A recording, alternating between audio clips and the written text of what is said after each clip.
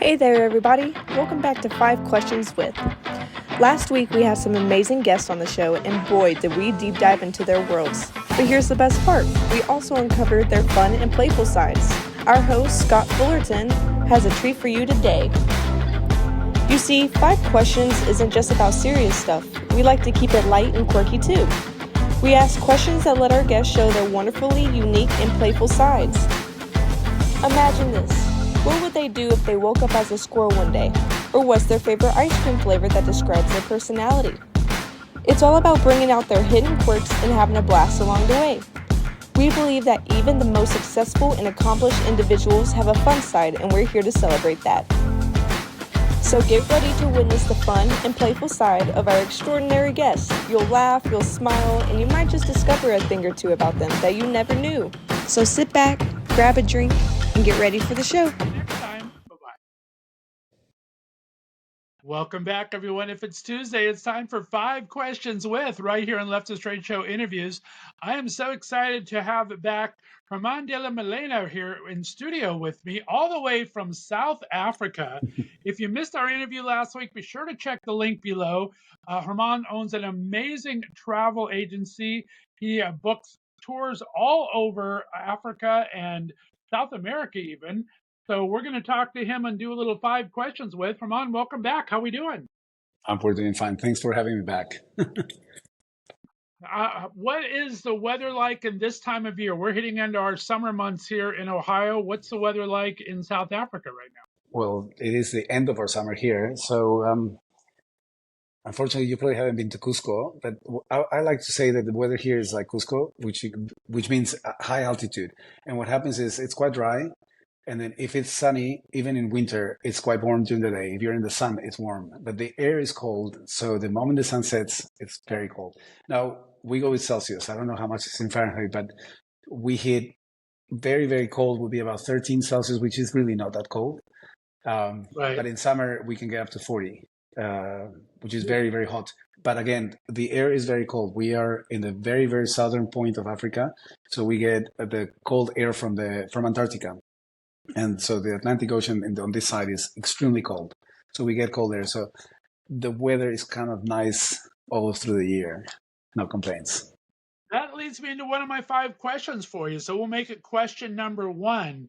What do you recommend? How do you recommend people pack when they're taking a journey to Africa? I mean, it probably depends on the region a little bit, but do you recommend people pack light? Do you, on your what you plan for people, do they move around a lot so they want to Yeah. pack light and not have to pack on? What's your So recommendation? so it will depend on the destination. So if you do East Africa, Kenya, Tanzania, and all those places, they are in altitude. So you do need warm clothes for the night, even if it's in the middle of summer. And also the safaris start at 4 o'clock in the morning or 5 o'clock in the morning. So it is cold, but during the day it's going to be extremely hot and warm. And then in Cape Town, if you visit Cape Town in winter, you will need warm clothes for Cape Town, but then the safaris and other destinations like Victoria Falls or the beach, if you go to Mozambique and all of that, it will be hot and warm. So you definitely need to bring both. And then we say in Cape Town that we have 4 seasons in one day.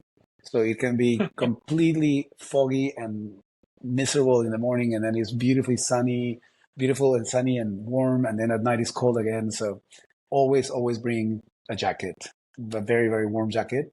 And even during summer, if you go on day excursions, full day tours, bring a jacket with you just in case, because you never know.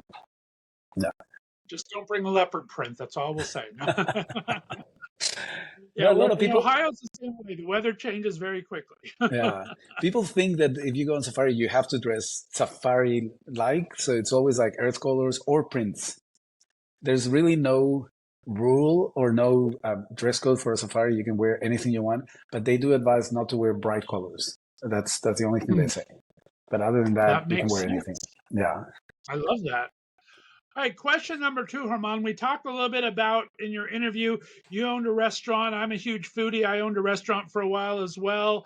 What do you recommend what's the culinary cuisine like? What do you recommend when they come visit you? What's Hmm. the go-to restaurants or go-to types of food that you really enjoy there? Okay, so we are very fortunate because Cape Town has one of the best cuisines in Africa. It's incredible, the variety of restaurants and the variety of food that we have. It's become very fashionable to have ramen soup. Baos are super popular. We have Mexican restaurants. We have French international cuisine. The winelands have amazing restaurants. So it is quite a big variety. Traditional South African food, it will depend on or which culture we're talking about because you know you have the Zulus, the Xhosa, the Afrikaans, the English. So, but South Africa is very well known for their barbecues, which they call a braai. So that's very, very traditional here. But I do have my list of preferred restaurants that I will always share with my clients when they come. And the other thing is they do need to book in advance, 1 or 2 months in advance. Otherwise, you're never going to find even for us locals, we have to book in advance to be able to go to this fancy, not necessarily fancy, but most of the restaurants will demand booking. But just to mention Right. one of the few good restaurants here, Fyn, which is spelled Fyn, but it's pronounced in Afrikaans Fyn. Absolutely amazing. It's my top one. I love that. Back to animals. You lead some amazing book some amazing safaris out there. If you were to describe your travel agency as an animal on safari, what animal would you be? Why you asked me that? No. uh, it's a hard one because I don't know. I guess like I would say I love giraffes. Giraffes are one of my favorite animals, and I love them because they're graceful, they're elegant, they're so stylish, and and they do have predators, but they're hard to catch. They're hard to bring down, if you want to say that. So yeah, I would go with a giraffe. I Yeah. like it. Yeah, because I mean, you know, lions and cheetahs and leopards are absolutely beautiful. And of the big cats, leopard would definitely be my favorite one. But they're cheeky. They are, you know, what do you call it? That word? They sneaky. You know, they sneak around and Very they're stealthy. Stealthy, yeah. stealthy. And I'm nothing like that because you know I'm very honest and very forward with things. But yeah, I like the idea that I'm hard to bring down. I love that. All right, and Herman, you question number 4. You run this amazing agency. You hook people up with different tours everywhere. You're openly gay man yourself. What would you recommend for an LGBTQ couple going for the first time to Africa? Where would you recommend they would go, and what time of year? Hmm. This is a very tough question because there's so many destinations that are absolutely beautiful. Um, Look, great experiences for me are the gorillas. So if you do visit the gorillas either in Uganda or Rwanda, you would combine that with a safari either in Kenya or Tanzania. Even Rwanda has very nice safaris, but East Africa, you have the gorillas, you have the safari, then you have Zanzibar to go to the beach. So that could be a very nice trip. Another trip would be South Africa. I recommend South Africa always in summer because Cape Town is at its best in summer, obviously. So that would be from November to April, more or less. You can also do safaris. You have the winelands, you have the beaches in Cape Town, so you don't need to go to an island or anything like that. And then usually with South Africa, you combine Victoria Falls, which is a 2.5 hour flight from here. Very impressive falls, beautiful area, lots of things to do there. So those two would be the two trips that I would recommend for a first timer. Although I'm having a gay couple coming in September, first time, but they insisted on Namibia, and we planned a beautiful trip to Namibia for them. Nice. I love that. And finally, question number 5, and it just went out of my head, so give me 1 second here. I'm going to edit that back in. Um, what did I have? I made up a new one that I wanted to ask.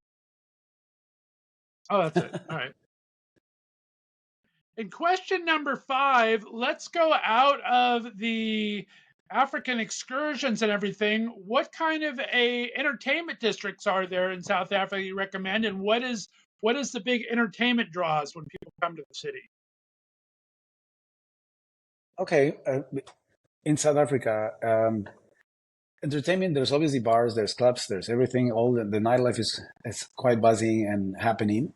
There's a lot of restaurants, like I mentioned before, but also there is like a lot of adventure sports. Hiking is one of the best ones here. You have Lion's Head, which it's actually sometimes there's a queue to get up on the mountain because there's so many people going up and down. Um, Then Table Mountain, you can also go up and walk up Table Mountain, unless instead of using the cable car. But within the city, we have a lot of mountains that surround us. But there's like about more than 1,000 different hikes that you can do, and this is with like half an hour drive. So some of them are walking distance. Other ones you drive a little bit, and then you're on an amazing hike with beautiful views. And then we have paragliding, we have sandboarding. We have water sports. A sunset cruise is always beautiful. I always say, this is what I say: if you are bored in Cape Town, it's because you want to, because there's so much to do here that there's no chance. And I struggle to convince my clients to stay here long enough to do everything there is to do, because a lot of people say, I'm going to Africa to see animals. I don't want to spend time in the city. But I'm like, wait a second, because this is a special city. So you need at least 4 full days, which means 5 nights, to enjoy Cape Town properly. And people go like, no, I want 2 nights or 3 nights. I'm like, up to you. But my recommendation, 5 nights, for sure. I love that. I don't like to be rushed, and I like to take my time and explore. So I think that's a great idea. Absolutely. If you can make the time, you definitely want to make the time. For Germán de la Melena, I appreciate you coming back on the Left of Straight show. Thank you so much. Be sure to check our interview down below. Let them know again the name of your travel agency, where they can find your website, where they can find you on social media, my friend. So the name is Nanan Travel, and you can find me on Instagram and Facebook and my website, all nanantravel.com. And yeah, hope to hear from you, and then just follow me on Instagram to see all of the amazing trips I do and the places I visit. That's amazing. Guys, be sure, like I said, check out our private interview. We have some videos from where he's been. We have some amazing photos that we're going to have up on the website. We appreciate you tuning in every Tuesday to the 5 Questions right here on Left of Straight Show interviews. We got 2 more great interviews coming this week on Wednesday and Thursday, and we will talk to you soon. Have a great day, everyone. Bye-bye. Thank you for listening to our bonus podcast, 5 Questions With. Be sure to look for us every Tuesday as we bring back some of your favorite guests from the previous week's interviews and some special best of 5 questions guests as well. If you haven't subscribed yet or hit the like button, tap those buttons now to help other people find Left of Straight podcasts. We appreciate you for listening, and look for our interviews with your favorite LGBTQ and straight allies from entertainment, foodies, music, books, and advocacy. We'll see you next week, because if it's Tuesday, it's time for 5 Questions With.